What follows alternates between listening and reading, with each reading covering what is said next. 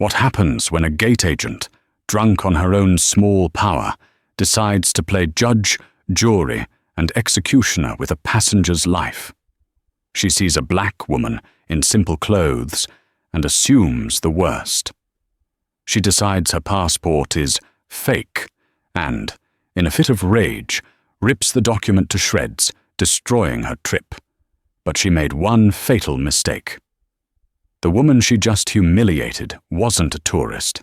She was a high-level federal inspector in disguise, and she just watched that agent commit a career-ending, life-altering crime. Get ready, because the karma in this story isn't just fast. It's nuclear. The air in Concourse C of Chicago O'Hare was a toxic soup. You could taste the anxiety, a metallic tang on the tongue that mixed with the sour scent of stale coffee, pretzel grease, and the faint, chemical-sweet smell of industrial carpet cleaner. It was 6:30 p.m. on a Tuesday, and the world was falling apart, one delayed flight at a time. A violent thunderstorm system over Lake Michigan had thrown O'Hare's delicate, brutal ecosystem into chaos. At gate C-28, the atmosphere was particularly venomous. Transcontinental Airlines Flight 881 to London Heathrow was already 3 hours delayed. The gate lice, those desperate to be first on the plane, were a congealed mass around the podium, their faces pinched with frustration. Businessmen in rumpled suits muttered into their phones, their voices sharp with a failing sense of importance. A family with 2 screaming toddlers had given up, the parents sitting zombie-like on the floor, surrounded by a fortress of Cinnabon wrappers and crushed goldfish. Dr. Aris Thorne sat 30 feet away, her back against a charging station, pretending to read a worn paperback. To anyone who bothered to look, she was a non-entity. She wore simple grey sweatpants, a faded Northwestern University hoodie, and a pair of non-prescription glasses that she used to ward off conversation. Her hair was pulled back into a simple, tight bun. Her backpack was a scuffed, decade-old JanSport. She was the definition of blending in, a face you would forget the instant you looked away. This was, of course, the entire point. Aris was not a tourist. She was not a graduate student. She was Federal Inspector 009, Office of Special Audits, Federal Aviation Administration. She was, in layman's terms, a red team auditor. Her job was to fly commercial, in disguise, and look for the cracks. Not the cracks in the fuselage, but the cracks in the human system that held the entire enterprise of air travel together. She was a professional observer, a walking, talking stress test, and her focus, for the last 3 hours, had been on the woman behind the podium at gate C-28. Brenda Scaife, Senior Customer Service Agent, Team Lead. She wore her bright red TCA uniform jacket like a suit of armor, and her name badge was polished to a high sheen. She was a woman in her late 40s, with aggressively blonde highlighted hair pulled back so tightly it seemed to stretch the skin over her cheekbones. Her face, at the moment, was a mask of pure, unadulterated contempt. Aris had been making notes in a small coded journal. 1742. Agent Scaife denied boarding to elderly passenger, Mr. Henderson, per overheard conversation, due to a ticket printer error. Scaife was visibly hostile, refused to reissue ticket at the gate, and directed him to the main terminal help desk, knowing this would cause him to miss the flight. Clear violation of Customer Bill of Rights, Section 4.2. 18:05. Agent Scaife made the pre-boarding announcement for passengers with disabilities. Her voice was mumbled, her pace was too fast, and she did not face the passenger area. The announcement was effectively unintelligible. A passenger in a wheelchair, Mr. Davies, and his wife were ignored for a full 10 minutes when they approached the podium for assistance. Procedural failure. 18:22. Agent Scaife engaged in a loud, unprofessional argument with her co-worker, a younger man named Tom Alvarez. Scaife's voice was audible up to 40 feet away, using profanity. "I don't give a damn what the system says. This creates an unsafe, hostile work environment and distracts from security-critical duties." 1831. Agent Scaife left the jet bridge door unsecured, latch disengaged, while she stepped away to yell at a passenger who asked about a voucher. Aris watched Brenda slam her phone down into its cradle. She was a metrics employee. Aris had seen her file. Brenda's performance was judged on two things: on-time departures, OTD, and baggage fees collected. Passengers were not people. They were obstacles to her bonus. And today, the weather was killing her OTD. She was taking it out on everyone. "This is the final announcement," Brenda barked into the microphone, her voice a piercing shriek that made the toddlers burst into fresh wails. "We are now boarding all groups. All groups. If you are not in this line in 5 minutes, I am closing the door. We are leaving. You." This was another violation. Announcing a final call to rush passengers was a known stressor, but it was also the cue Aris had been waiting for. She slowly zipped her paperback into her bag, slung the backpack over one shoulder, and joined the disorganized herd moving toward the gate. She got in line behind the businessman, who was still complaining. "This is an absolute disgrace. I am Global Services, you know. Global Services." Brenda didn't even look up from her screen. "Next!" she snapped. The businessman scanned his phone. The machine beeped. "Have a nice flight," Brenda said, her voice dripping with the exact opposite sentiment.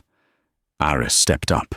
She handed Brenda her boarding pass, a simple paper one she'd printed at a kiosk, and her dark blue, official United States passport. Brenda snatched them. Her eyes scanned the boarding pass, then darted to her screen. Her fingers, with their long, crimson-red acrylic nails, tapped on the keyboard, a sound like angry insects. "Aris Thorne," she said, mispronouncing the first name as Aries. "It's Aris," Aris corrected, softly, politely. Brenda's eyes, a flat, cold grey, snapped up from the screen to meet Aris's. It was the first time she had made direct eye contact, and in that moment, Aris saw it. The flicker. It was the look Aris had seen 1,000 times, in 1,000 different contexts. It was the "you don't belong here" look. The "who are you to correct me" look. It was the look that saw a black woman in a hoodie and glasses and immediately filed her under problem. Brenda's lip curled into a sneer. "Uh-huh." She looked back at her screen. Tap, tap, tap. "I'm going to need to ask you to step aside, Mum." Aris feigned polite confusion. "Oh? Is there a problem with my seat?" "Step aside," Brenda commanded, gesturing to a small, empty space by the wall, away from the podium and the flow of passengers. "Tom, take over," she snapped at her young colleague, who jumped as if startled. Aris complied, moving to the designated spot. She kept her expression mild, slightly worried, but her heart had begun to beat a low, steady drum. This is it. She was no longer just an observer. The system was now interacting with her. And it was failing. Tom Alvarez was barely 23. He had the telltale look of a recent college graduate who had discovered his communications degree was worth approximately the paper it was printed on. He was drowning. He fumbled with the scanner, his hands visibly shaking as he tried to manage the line of impatient passengers. "Sorry, sir, just scan it again," he stammered. Brenda Scaife ignored him. She strode over to Aris, her arms crossed, the passport and boarding pass still clutched in one hand. She was, Aris noted, projecting her power. She was standing too close, violating personal space, forcing Aris to look up at her. "What is the purpose of your trip to the United Kingdom, Ms. Thorne?" Brenda asked, her voice low and accusatory, as if she were an MI5 agent. I'm attending an academic conference, Aris replied calmly, using the cover story that was backed by a full, verifiable, and entirely fabricated registration at a real symposium on aeronautical engineering. An academic conference, Brenda repeated, drawing the words out. She looked Aris up and down, her gaze lingering on the worn hoodie. On what, exactly? Fluid dynamics, Aris said, without missing a beat. Brenda's eyes narrowed. She was clearly not expecting a complex, specific answer. She had expected visiting my cousin or a vacation.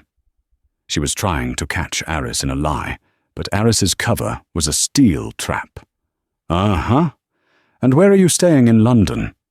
The Mayfair Hotel, near Green Park, Aris said.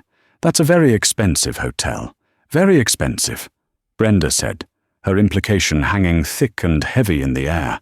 How could you afford that? My university is covering the cost, Aris said, maintaining her placid, non-threatening expression. She was a lamb for the slaughter. This was the test. How does a stressed employee, armed with implicit bias and a bad attitude, handle a situation she has created? Does she de-escalate and follow procedure, or does she double down? Brenda doubled down. She opened the passport. She held it up to the fluorescent lights, angling it back and forth. It was a perfectly valid, new-generation passport, complete with a biometric chip and a complex holographic overlay. Aris had been through customs in Dubai, Beijing, and Moscow with it. It was pristine. This photo, Brenda said, tapping her long red nail against the polycarbonate data page. It doesn't look like you. Aris resisted the urge to sigh. It was taken 2 years ago, but I can assure you, that is me. Your skin tone is different, Brenda said. Lighter, in the picture. The audacity of the statement sucked the air out of Aris's lungs for a brief second. There it is. The quiet part, said Loud. It's just the lighting at the passport office, I'm sure, Aris said, her voice a shade cooler. And this lamination? Brenda said, ignoring the comment. She began to pick at the edge of the data page with her acrylic nail. Aris felt a jolt of genuine alarm. Ma'am, please be careful, Aris said, her tone shifting from polite to firm. That is a federally issued document. You are not authorized to tamper with it. The word tamper lit a fire in Brenda's eyes. The word authorized was a bucket of gasoline. I'm an agent of this airline, Brenda hissed, her face now inches from Aris's. I am authorized to do whatever it takes to ensure the safety of my flight. And this document, she held it up, is a fake. It is not a fake, Aris stated, her voice now flat and cold. You can run it. You can call customs. But you cannot, and you will not, damage that passport. Oh, I won't. Brenda's voice was a triumphant sneer. She had been building to this moment all day. She had been looking for a target, for some way to exercise the one tiny sliver of control she had over her miserable, chaotic world. And Aris, with her calm voice and her university hoodie, was it?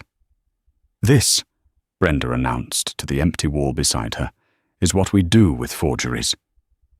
She did not rip the whole passport in half. What she did was, in many ways, worse. It was more deliberate, more intimate.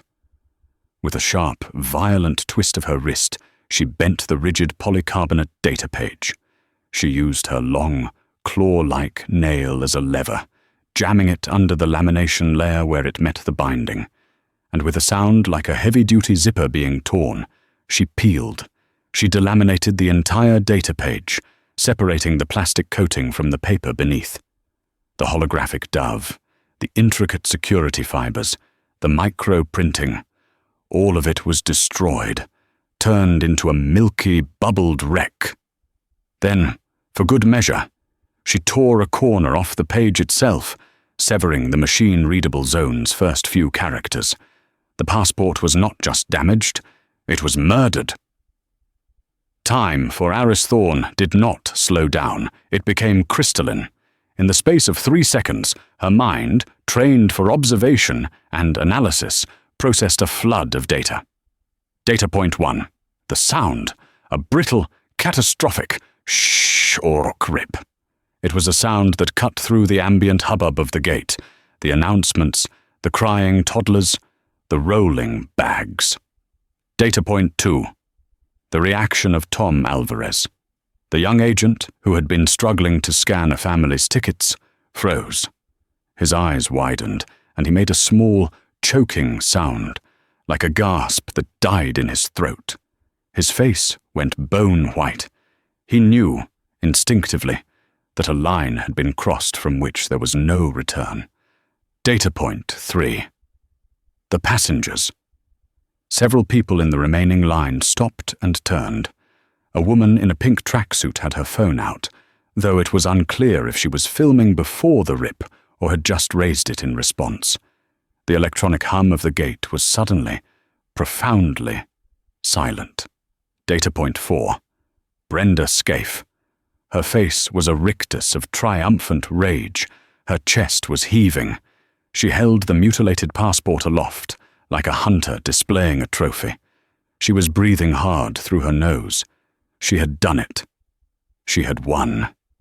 Aris Thorne did not raise her voice. She did not cry. She did not lunge for the woman.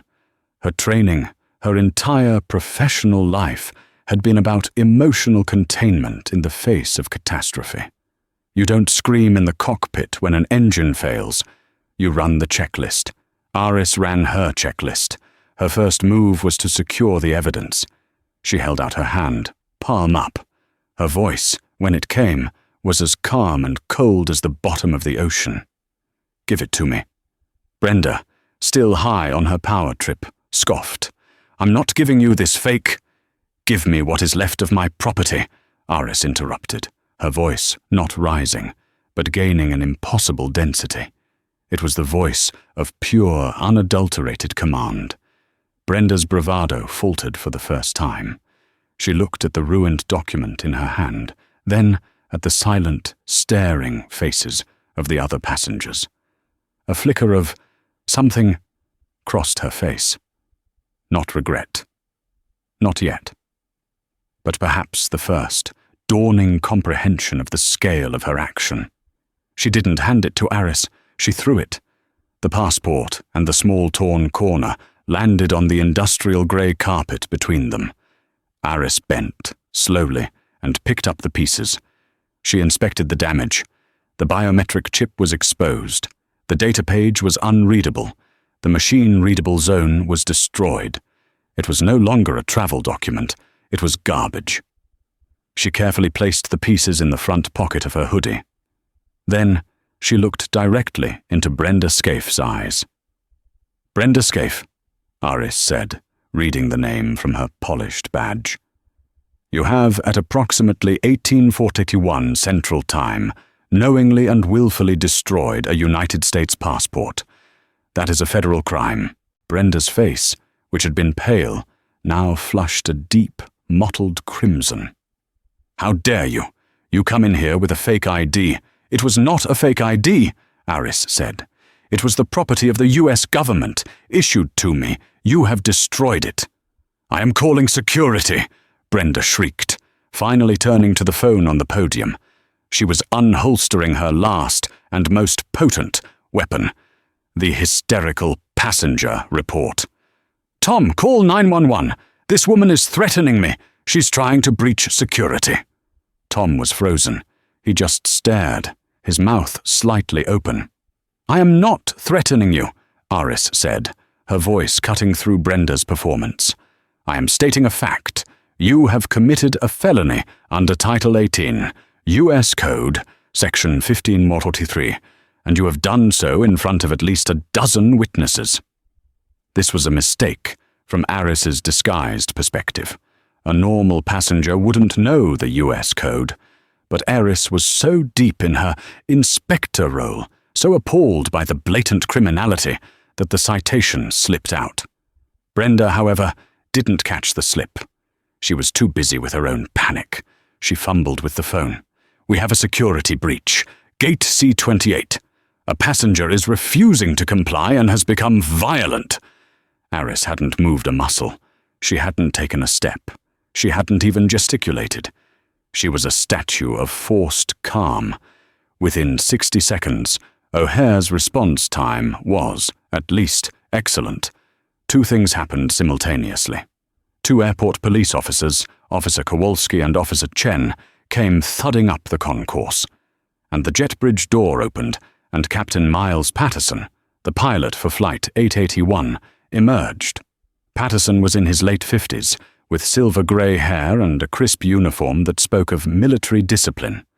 He had the no-nonsense look of a man who had flown for 25 years and had seen it all. He had come out to find out why the last 20 passengers hadn't boarded, and why he could hear shouting over his open cockpit door. He arrived just as Officer Kowalski, a beefy man with a walrus mustache, stepped in front of Aris. "What's the problem here?" Kowalski demanded, his hand already on his belt. Brenda pointed a trembling, crimson nail at Aris. "That woman. She tried to board with a fraudulent passport. When I confiscated it, she became aggressive. She threatened me. She's probably a terrorist." The word terrorist hung in the air, a final, desperate nuclear option. Kowalski and Chen immediately shifted their stance, soft hands turning to hard hands. They now saw Aris not as a passenger, but as a threat. "Mum," Kowalski said, his voice hard, "put your hands behind your back." "Officers," Aris said, moving slowly, "I have not threatened anyone. I have not been violent. Your gate agent, however, just destroyed my passport. I am the victim of a crime." "You can tell us all about it down at the station," Chen said, pulling out a pair of zip ties. "Wait," Captain Patterson said, holding up a hand. His voice was a deep baritone that commanded immediate authority. The cops paused. Brenda paused. Patterson looked at Aris.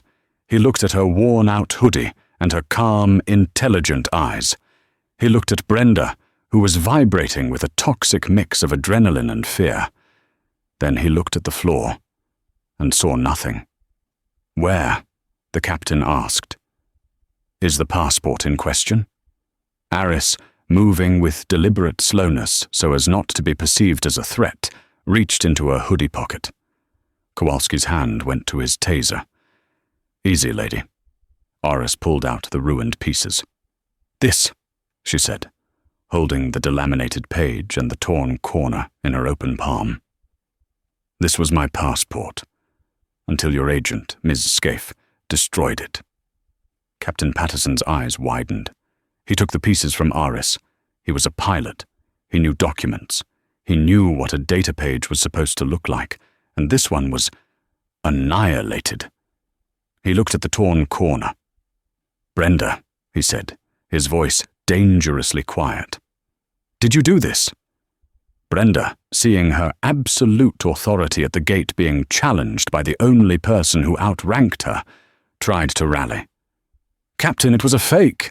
The lamination was peeling. I was testing it, and it fell apart. It was a poor forgery." The lie was, Aris had to admit, a good one. Plausible. "It fell apart in my hands." Defense. But Aris was ready. "That is not true," Aris said, looking at the captain. She said, and I quote, "This is what we do with forgeries." Then she intentionally and maliciously tore it. The agent, she pointed at Tom Alvarez, who looked like he was about to vomit, saw the entire thing, as did the passengers.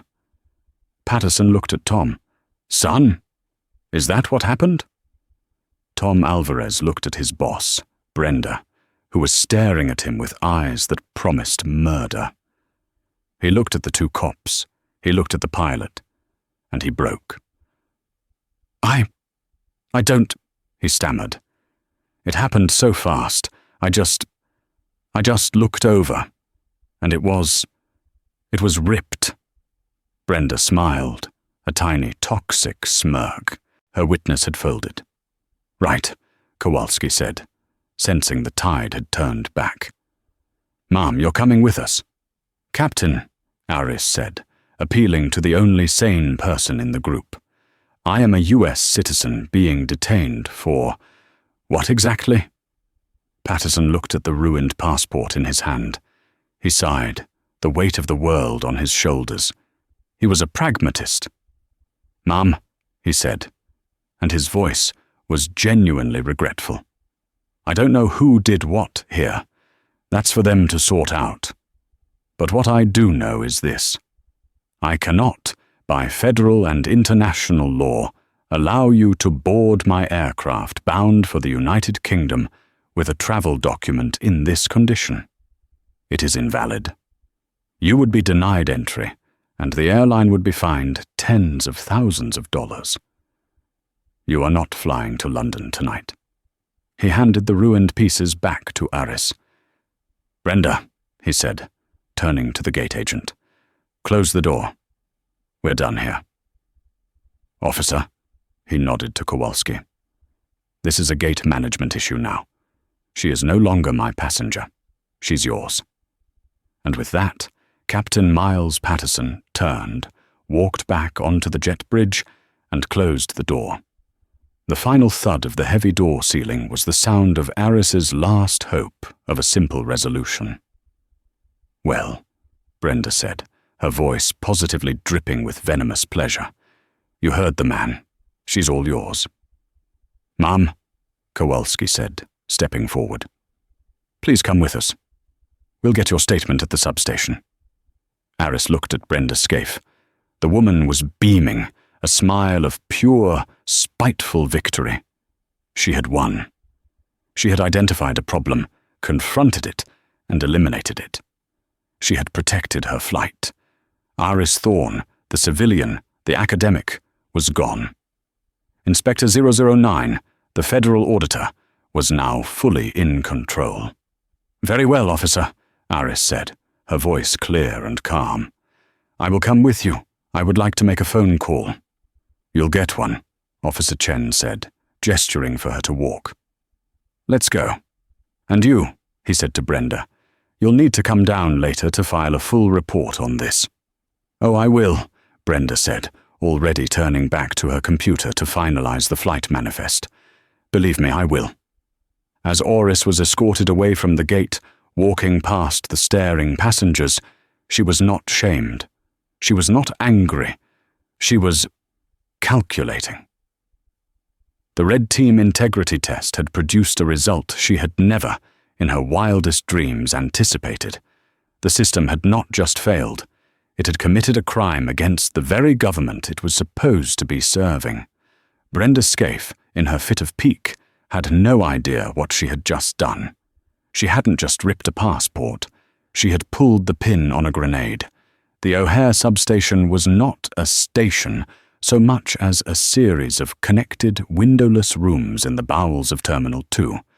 It smelled of burnt popcorn and nervous sweat. Officer Kowalski led Aris to a small, beige interview room, furnished with a single, bolted-down table and 3 hard plastic chairs. "Have a seat," he said. His tone was bored. The adrenaline was gone. To him, this was now just paperwork. "You want a water? Coffee? A water would be appreciated. Thank you, officer," Aris said. He left, leaving the door open. Officer Chen stood outside, observing, but also clearly relaxing. To them, the threat was over. Aris was a talker, not a fighter. Kowalski returned with a small plastic bottle of Pure Flight brand water. "So," he said, sitting down opposite her and pulling out a tablet. "Let's get your side of it. Full name." "Aris Isan Thorne," she said. "And you're alleging the gate agent, Brenda Scaife, destroyed your passport." "I am not alleging it, officer. I am stating it as a fact," Aris said. "She did." "Right," Kowalski sighed. "Look, lady, Dr. Thorne, whatever. Here's how this goes. You say she ripped it. She says it was a fake and fell apart. Her little buddy," he glanced at his notes, "Tom Alvarez says he didn't see anything. And the captain, who is the only guy with real juice in this situation, says he can't take you. So best case scenario for you. We file a report. Your airline gives you a hotel voucher, and you go to the passport office in the morning. Worst case, Ms. Scaife decides to press charges for harassment and making threats, which," he held up a finger, "is her right. She's a uniformed employee, which gives her special protections." Aris let him finish. She let the entire flawed, biased, system-protecting speech hang in the air. She understood. The system was not designed to protect her. It was designed to protect itself. The airline, the police, the airport, they were a tribe, and she was an outsider. "I understand," Aris said, taking a sip of water. "I did, however, request a phone call." "Yeah, sure," Kowalski said, gesturing to the phone on the wall. "Local calls are free. You need a directory?" "No, thank you," Aris said, pulling out her own, simple, burner cell phone. It was not her government-issued BlackBerry, which was zipped into a hidden pocket in her backpack. This was her disguise phone. "Whoa, not that," Chen said from the doorway. "You make the call on the wall phone. Policy. We don't know what. Apps. You got on that thing?" Aris nodded. "Of course. I just need to retrieve a number from it." She powered it on, navigated to her contacts, and found the one she needed. She then put the phone back in her pocket, stood, and walked to the wall phone.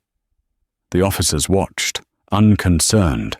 They were expecting a call to a frantic husband, a high-priced lawyer, or a confused friend. Aris punched in the 10-digit number. It was a Washington, D.C. area code. It rang twice. "This is Cole," a sharp, awake voice answered. It was 7:51 p.m. in Chicago, 8:51 p.m. in D.C. "Mr. Cole, this is Observer 9, Aris said, her voice clear and formal. "In the D.C. office of Julian Cole, the Deputy Administrator of the FAA, everything stopped.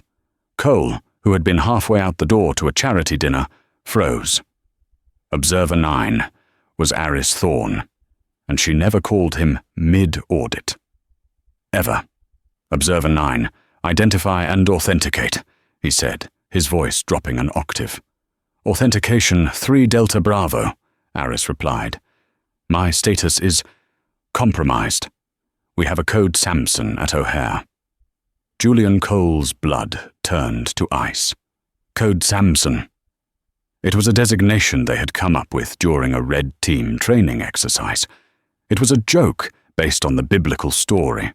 It meant an auditor had identified a flaw so catastrophic and had been so compromised by it that they were bringing the pillars of the temple down on everyone's head. It meant the auditor had been stopped, not by a simple procedural error, but by a willful, malicious, or criminal act from within. It had never, ever been used in the field. "Go to a secure line," Cole snapped. "That is not possible," Aris said, her eyes on Officer Kowalski, who was now looking at her with a flicker of curiosity. "I am in the O'Hare substation. Terminal 2. I am being detained by airport police on suspicion of harassment." Cole's mind was racing. "Who detained you?" "Officers Kowalski and Chen, at the request of Transcontinental Airlines, Senior Agent Brenda Scaife, Gate SU-28. What was the compromising event? Observer 9. Cole's voice was now arctic. "Agent Scaife has physically destroyed my federal travel document," Aris said. There was a full 3 seconds of dead, heavy silence on the line. Julian Cole, a man who had handled mid-air emergencies and congressional inquiries, was speechless. "She what?" "She has destroyed my US passport, delaminated and tore the data page. I am, as a result, unable to complete my audit flight. I am now in the custody of local authorities, who are treating this as a customer service dispute.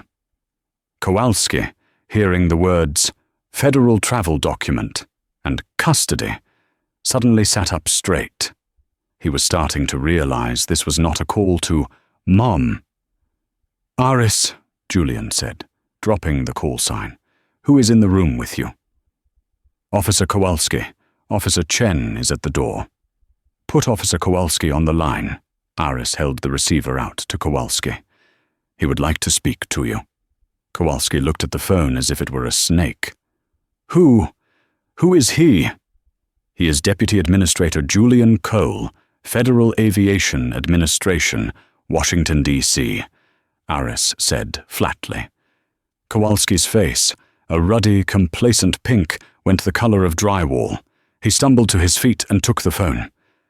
"This is Officer Kowalski. Yes, sir. Yes, sir. She's right here. No, sir. She is not under arrest. She is assisting us with an inquiry." Kowalski was visibly sweating now. "A dispute with a gate agent." "Yes, sir. The passport." "Yes, sir, I have seen it. It's destroyed, sir." "No, sir. No, sir, I didn't see it happen. We arrived after." Kowalski was now standing at rigid attention, nodding at the phone. "Yes, sir, I understand. Yes, sir, perfectly. I will tell her right now. Yes, sir." He hung up the phone, his hand trembling slightly. He did. His face was a mask of professional panic. "Dr. Thorne," he said, his voice a full octave higher. My profound apologies. You are, of course, not being detained. You are free to go." "I am not going anywhere," Aris said, sitting back down. "I am waiting for my colleagues to arrive. Mr. Cole informed me, I assume, that he is making some calls. Yes, Kowalski stammered. "He mentioned he was spinning up the O'Hare Field office." "Good," Aris said. "Then I will wait. You, however, should do two things immediately. First, you will retrieve my backpack, which is still at gate C28.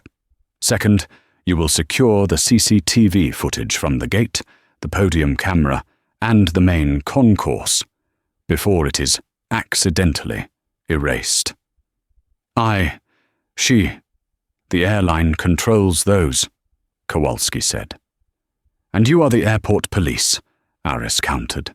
"You will go to the TCA manager on duty, Richard Geller, and you will tell him he is to preserve all video data from gate C28 from 18 Gassau to 19 Hoka, by order of the FAA.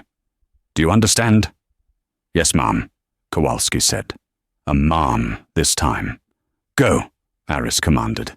Kowalski and Chen practically sprinted out of the room. Aris Thorne, Inspector 009, was left alone in the beige room with her bottle of water. She took a sip. Flight 881 was, by now, probably over the coast of Canada.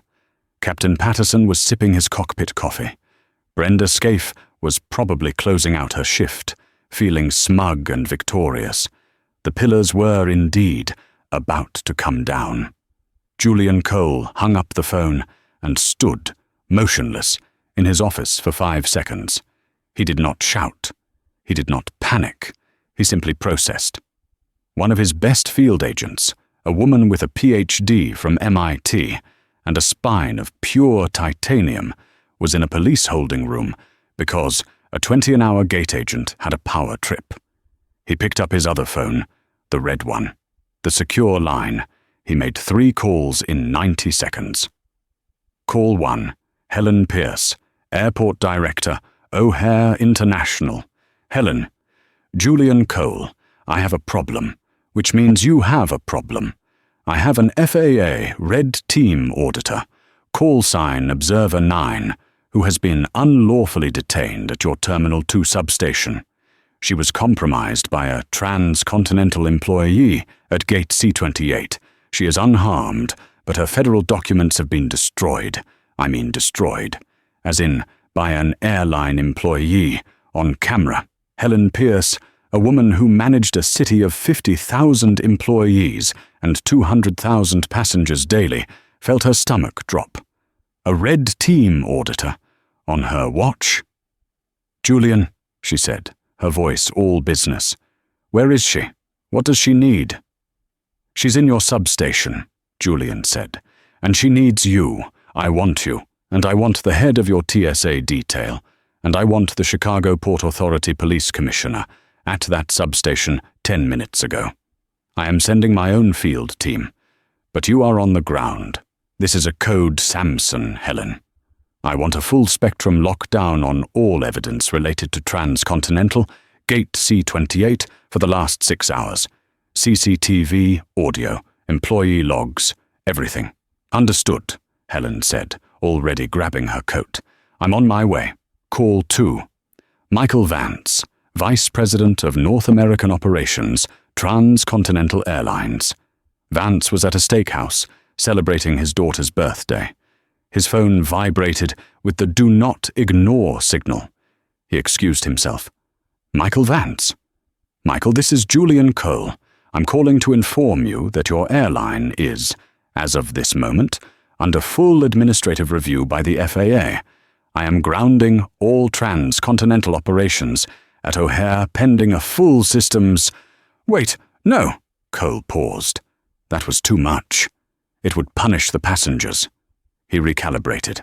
"Michael, I am calling to inform you that your employee, Brenda Scaife, team lead at Gate C-28, has just committed a federal felony. She has physically destroyed the passport of an FAA inspector. I currently have 2 federal marshals en route to your airport to take her into custody." Vance choked on nothing. He just choked. "What? Julian, that's impossible. It must be a mistake." "The mistake, Michael, was in your hiring, your training, and your culture. Your mistake is currently bragging to her co-workers while my inspector is being treated like a criminal. You have 1 hour. I want your senior VP of standards, your head of O'Hare Hub operations. That's Richard Geller, I believe. And your entire C-28 gate team, including Miss Scaife and a Mr. Tom Alvarez, in your main conference room. And you will wait there until my people arrive. And Michael, if Miss Scaife disappears, or goes home sick, or can't be reached, I will personally pull your airline's operating certificate before midnight." Vance hung up the phone, his face pale. He walked back to the table. "Honey," he said to his wife, "the party's over. I have to go to the airport. Right now." Call 3. U.S. Federal Marshals Service, Chicago Field Office. This call was brief. It was a formal request for assistance in the detention of a civilian for the willful destruction of government property. Back at O'Hare, the first domino to fall was Richard Geller. Geller was the TCA hub manager. He was a man who lived by spreadsheets. He was in his back office, agonizing over the OTD numbers from the storm, when his phone rang. It was Helen Pierce, the airport director, and she sounded furious. "Richard," she said, not bothering with pleasantries, "what the hell is happening at C-28? Who is Brenda Scaife?" "Brenda?" Geller was confused. She's one of my senior agents. A bit rough, but she gets the planes out." "Why?" "Because," Helen said, her voice echoing as she power-walked through a terminal, "she has apparently, according to the FAA, assaulted a federal inspector. She ripped up her passport." Geller's world tilted. That can't be right. A federal inspector? Brenda would have called me. She would have... Oh God is right, Helen snapped. I'm on my way to the T2 substation, where this inspector is being held by my police, who, by the way, are now in a world of trouble. You, get to C-28. You secure your people. You tell Brenda Scaife she is not to move, not to speak to anyone, and not to touch her computer. Then you get to that substation, and Richard? Yes, he whispered. You'd better pray this is a misunderstanding, because Julian Cole just used the words pull your operating certificate in a sentence to me." And he wasn't joking. Geller ran. He didn't walk. He ran from his office in Terminal 1, through the underground tunnel, to Terminal 2. He arrived at Gate C-28, breathless, just as the last few passengers from the next flight were boarding. Brenda Scaife was there, looking normal. She was laughing with another agent. "Brenda!" Geller yelled, his voice cracking. Brenda looked up, surprised. "Rich, what's up? I got 881 out, just a few minutes late, and—" "Shut up, Brenda, just—" "Shut up," Geller said. He was panting. "Where is she? Where is who? The crazy lady? The cops took her. Good riddance. She was a total nut job, said I. Brenda, what did you do to her passport?" Geller hissed, pulling her aside. What I was trained to do," Brenda said, her voice rising in defense. "It was a fake. It was peeling. I tested it and it fell apart. I'm writing the incident report right now." "Did you rip it?" Geller asked, his eyes desperate. It tore. It was a bad forgery," she insisted. Geller looked at her, then at Tom Alvarez, who was hiding in the corner, restocking boarding passes. "Tom, my office. Brenda, my office. Now." "I can't," Brenda said. "I have to close this flight." "No, you don't," Geller said, his voice shaking. "You are relieved of duty, effective immediately. Both of you, come with me." Brenda's smug expression finally crumbled. "Relieved? For what?" "For doing my job. That woman was she was nothing." "She," a new voice said, "is a senior inspector for the Federal Aviation Administration. And you," the man said, stepping forward, "are in a great deal of trouble." Two men in dark blue suits, with U.S. Marshal emblazoned on the back, had arrived. Behind them stood a very pale, very shaken Officer Kowalski. Brenda Scaife looked at the marshals. She looked at Geller. She looked at Kowalski. And for the first time, she felt the cold, hard certainty of true, irreversible failure. "Miss Brenda Scaife?" the lead marshal asked. She stammered. "Please place your hands behind your back. You are being detained on suspicion of violating Title 18, U.S. Code, Section 1543, the willful destruction of a U.S. passport." The entire gate area, again, went silent. The other passengers, the other agents, everyone watched as the woman who had, just an hour before, been the queen of this tiny, carpeted kingdom was placed in handcuffs. "This is ridiculous," she yelled, her voice high and panicked. "That woman was a fake. Geller, tell them. She was a crazy black woman in a hoodie. She threatened me." "Shut up, Brenda," Geller pleaded, his face ashen. "For God's sake, just shut up." As they led her away, she passed Tom Alvarez, her eyes, wide with panic and rage, locked onto his. "You," she spat. "You did this. You—" Tom just shrank back, and for the first time in his life, he found his voice. "No, Brenda," he said, his voice quiet but shaking. "You did this." The beige interview room at the T2 substation had become the airport's new center of gravity.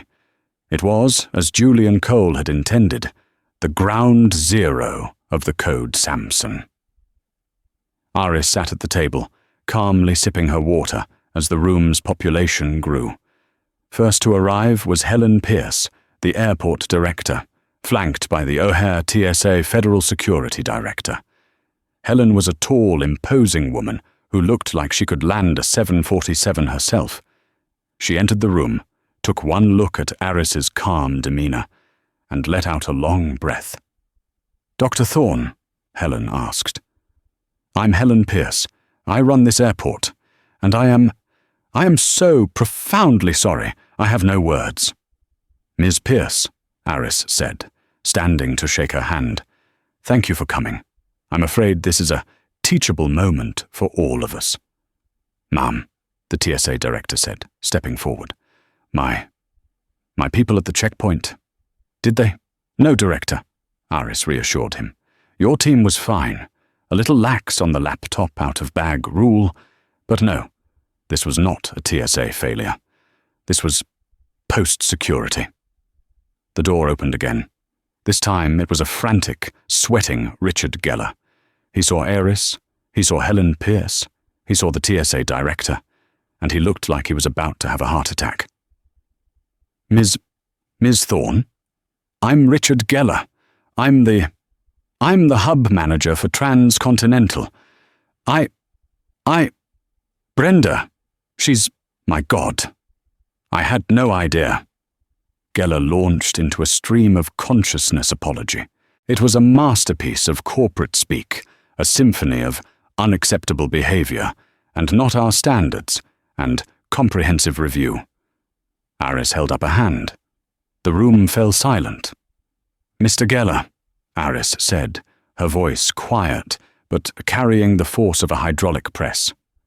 Save it. I am not a customer. I am not a passenger. Your apologies, your vouchers, your "we'll look into it."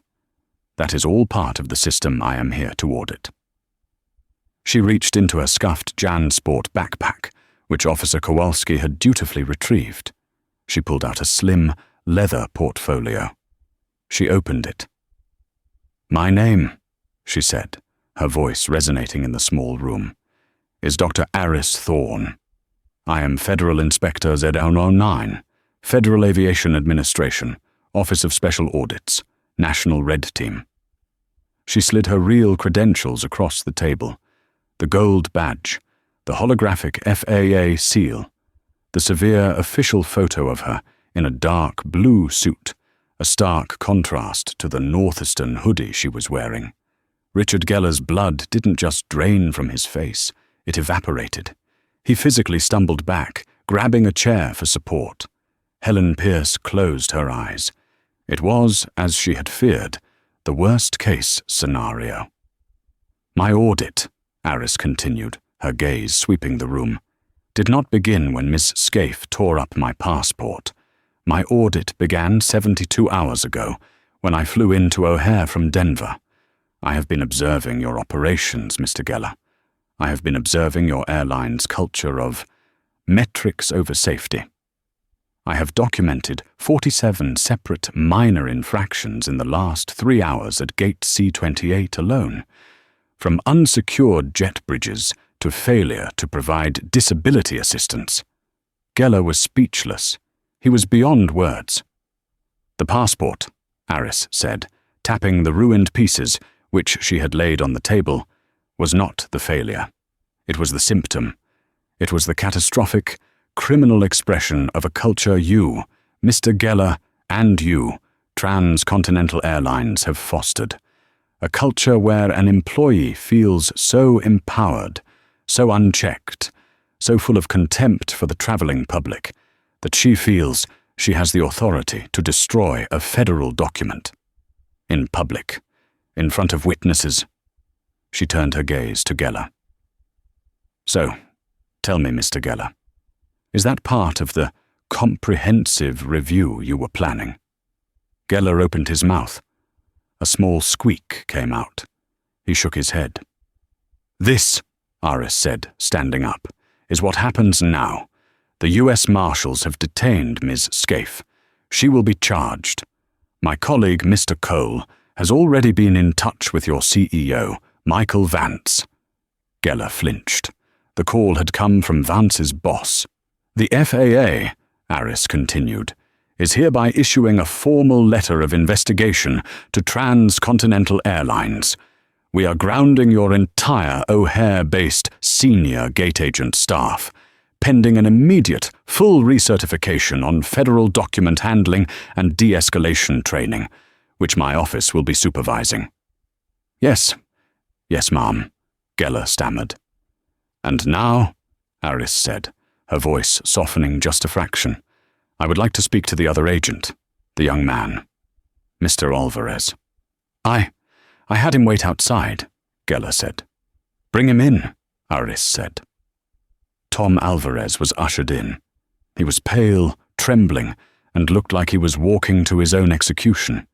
He saw the collection of suits in the room, and his eyes went wide. Aris gave him a small, reassuring smile.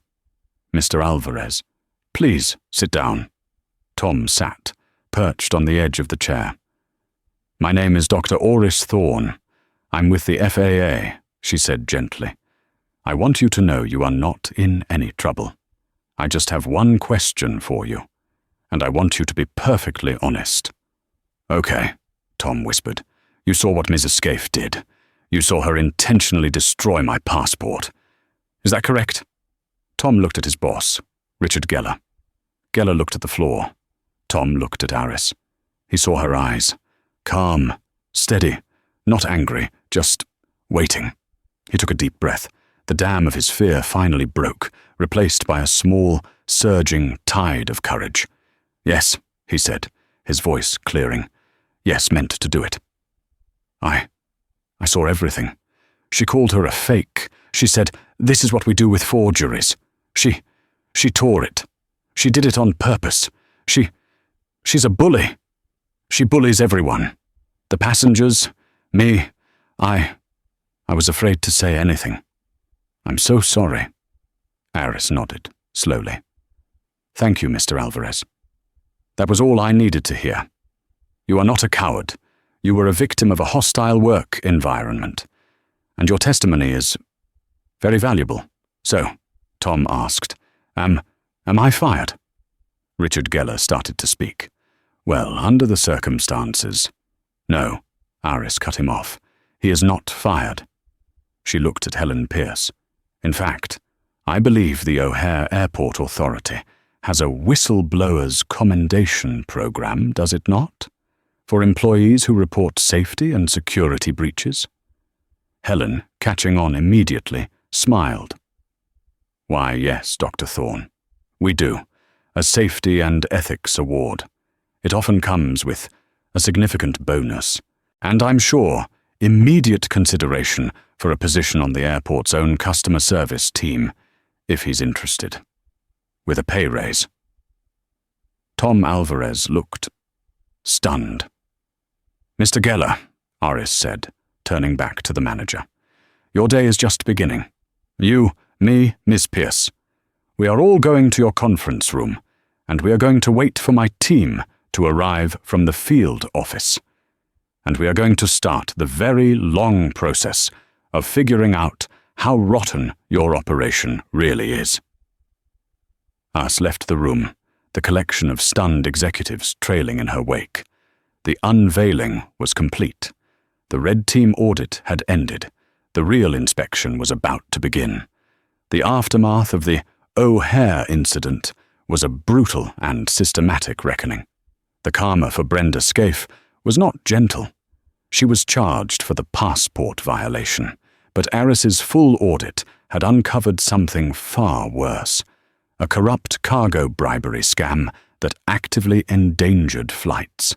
Faced with overwhelming evidence of her crimes, Brenda pled guilty and was sentenced to 12 years in federal prison, losing her house, pension, and freedom. The consequences cascaded upwards. Her boss, Richard Geller, was immediately fired for willful administrative negligence and black-flagged by the FAA, permanently ending his career in the airline industry. Transcontinental Airlines was hit with a staggering $85 million fine and placed on a 5-year consent decree, a form of corporate probation forcing a complete FAA-supervised retraining of all staff. But there was positive karma, too. Tom Alvarez, who testified as the star witness, was hired by the O'Hare Airport Authority into a new safety and ethics role, protecting whistleblowers. And Dr. Aris Thorne? She filed her 450-page report, gave her testimony, and went back to work. 2 months later, she was in a new disguise at a different airport, once again looking for the cracks in the system. The work was never done. That is the incredible story of Dr. Aris Thorne and the gate agent who made the biggest mistake of her life. This story is a powerful reminder that the people we see every day, the customer service agent, the person in line, the woman in the hoodie, all have a story. But it's also a story about consequences. The systems that are supposed to protect us are only as strong as the people who run them. Brenda Scaife's small-time power, fueled by bias and corruption, ran headfirst into the ironclad integrity of Dr. Aris Thorne.